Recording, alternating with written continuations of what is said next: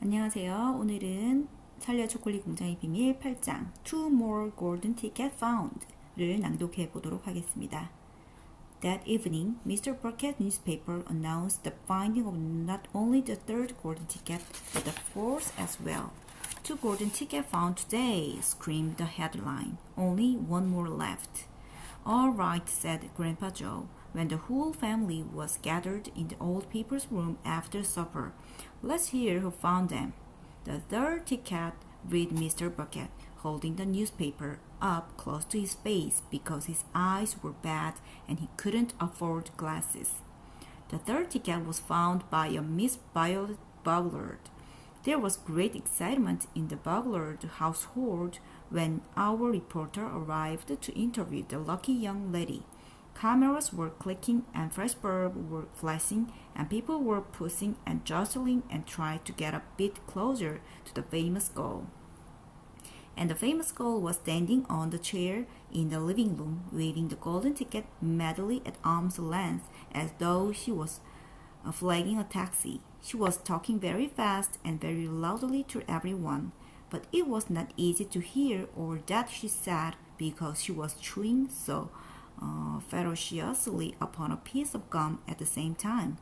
I'm a gum chewer normally, she shouted, but when I heard about this ticket, things of Mr. Wonka's, I lay off the gum and switched to candy bar in the hope of striking lucky. Now, of course, I'm right back on gum. I just adore gum. I can't do without it. I munch it all day long except for a few minutes at the meal time when I take it out and stick it behind my ear for safekeeping. To tell you the honest truth, I simply wouldn't feel comfortable if I didn't have that little wedge of gum to chew on every moment of the day. I really wouldn't. My mother says it's not ladylike and it looks ugly to see a girl's jaw going up and down like mine do all the time. But I don't agree. And who's she to criticize anyway?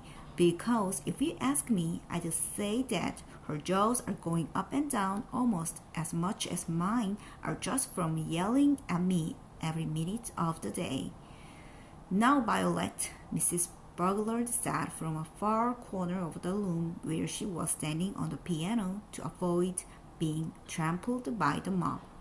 All right, Mother, keep your hair on, Miss Buglard shouted. And now she went on, turning to the reporter again.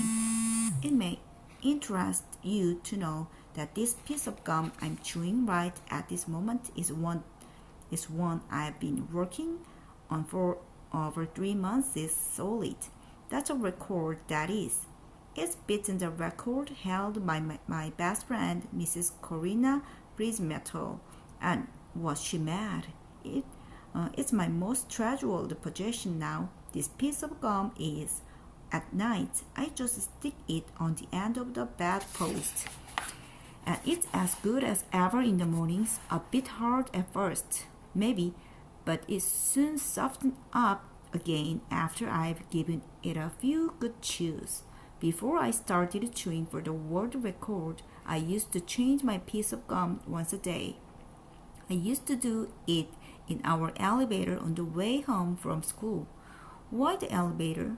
Because I like sticking the gooey piece that I just finished with onto one of the elevator buttons. Then the next person who came along and pressed the button got my old gum on the end of his or her finger. And what a rocket they kick up, some of them.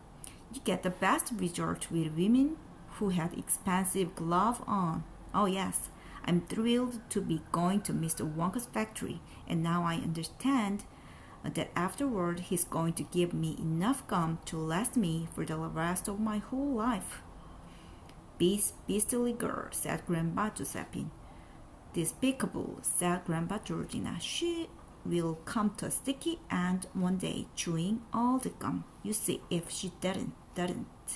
And who got the first golden ticket, Daddy? Charlie asked. Now, let me see, said Mr. Burkett, peering at the newspaper again. Oh, yes, here we are.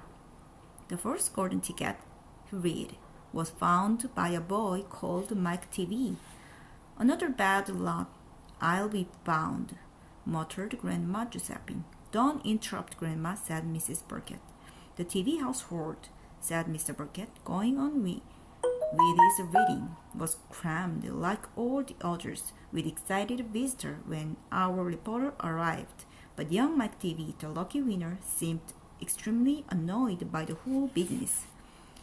Can't you foresee I'm watching television? He said angrily. I wish you wouldn't interrupt. The 9-year-old boy was seated before an enormous television set, with his eyes glued to the screen, and he was watching a film in which one bunch of gangsters was shooting up another bunch of gangsters with a machine gun. Mike TV himself had no less than 18 toy pistols of various sizes hanging from belt around his body, and every now and again he would leap up into the air and fire off half a dozen rounds from one or another of these weapons.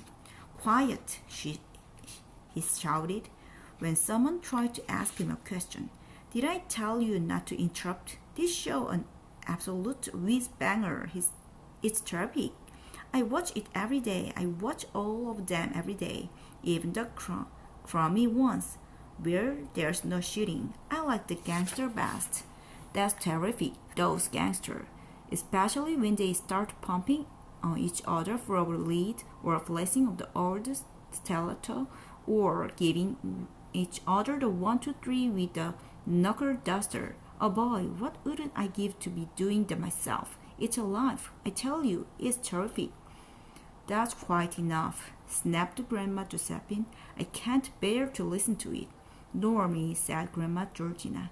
Do all children behave like this nowadays, like this brats we've been hearing about? Of course not, said Mr. Burkett, smiling at the old lady in the bed. Some do, of course. In fact, quite a lot of them do, but not all. And now there's only one ticket left, said Grandpa George. Quite so, sniffed Grandma Georgina. And just as sure as I'll be having cabbage soup for the supper tomorrow, that ticket is going to go to some nasty little beast who doesn't deserve it.